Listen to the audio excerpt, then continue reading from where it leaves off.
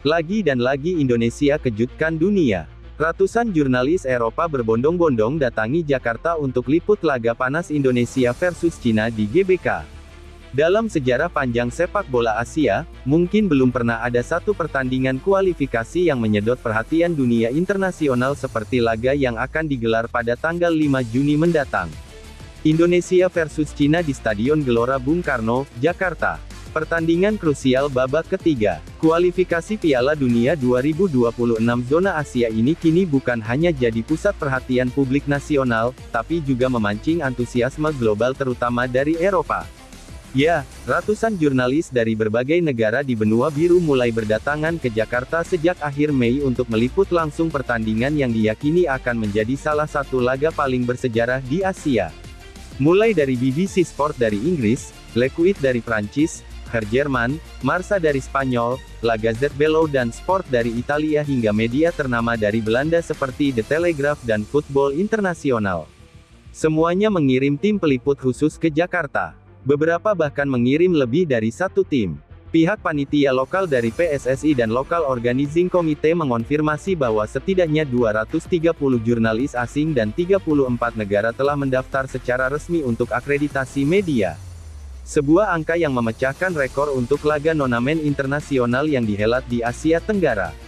Lalu apa yang membuat para jurnalis Eropa begitu antusias? Tentu saja jawabannya adalah pesona dan progres luar biasa timnas Indonesia dalam 2 tahun terakhir di bawah asuhan Patrick Kluivert, legenda Belanda yang membawa pendekatan modern dalam taktik dan manajemen tim. Timnas Merah Putih menjelma menjadi kekuatan baru yang diperhitungkan di Asia. Kehadiran para legenda seperti Simon Tahamata dan Luis Milla dalam staf pelatih serta kemunculan pemain bintang yang bermain di Eropa seperti Elkan Bagot, Marcelino Ferdinand, Rafael Struijk, dan Eva Jenner turut menambah daya tarik tersendiri.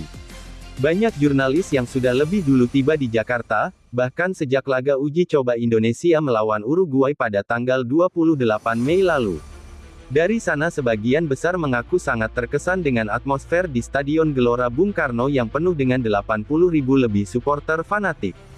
Atmosfer penuh semangat, gemuruh nyanyian, koreografi tribun, dan antusiasme warga Jakarta yang menyambut kedatangan pemain dan media asing dengan ramah menciptakan kesan mendalam. Selain atmosfer, para jurnalis juga memuji infrastruktur yang disiapkan panitia mulai dari fasilitas media center di GBK. Area konversi pers dengan standar internasional, konektivitas internet super cepat hingga bantuan interpreter multibahasa bagi media asing.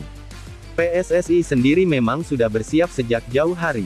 Presiden Erick Thohir menegaskan bahwa laga ini adalah pertaruhan wajah Indonesia di mata dunia. Sehingga semua fasilitas disiapkan sedemikian rupa untuk menunjukkan bahwa Indonesia layak menjadi tuan rumah berbagai event global. Tidak bisa dipungkiri aspek teknis pertandingan juga sangat menarik. Indonesia saat ini berada dalam posisi yang cukup baik di klasemen grup round 3 dan kemenangan atas Cina bisa membuat langkah Garuda semakin dekat ke Piala Dunia 2026.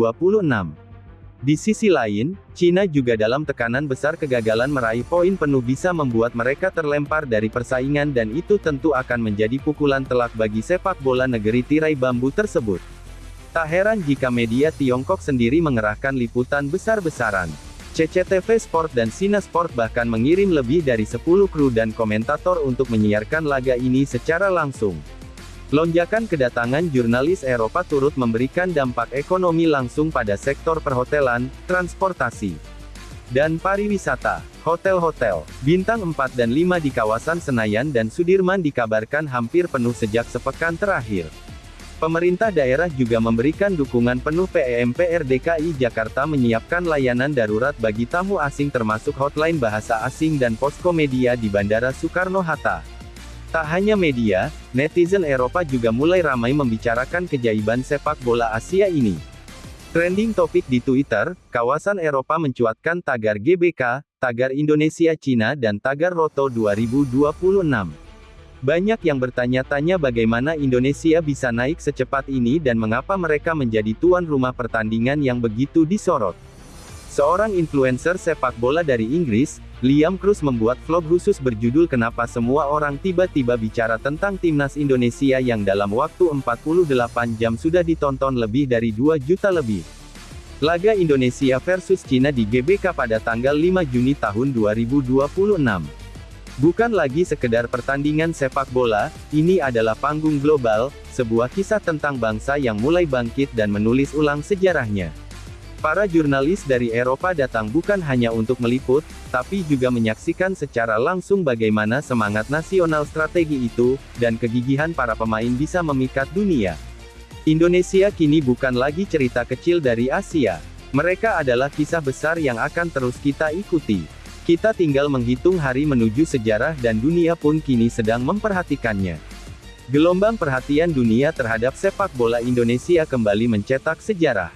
Untuk pertama kalinya dalam sejarah sepak bola Asia Tenggara, ratusan jurnalis dari media olahraga papan atas dunia membanjiri Jakarta untuk satu tujuan: menyaksikan dan menyiarkan langsung pertandingan krusial Indonesia versus China dalam babak ketiga kualifikasi Piala Dunia 2026 yang akan digelar di Stadion Gelora Bung Karno atau GBK tanggal 5 Juni mendatang.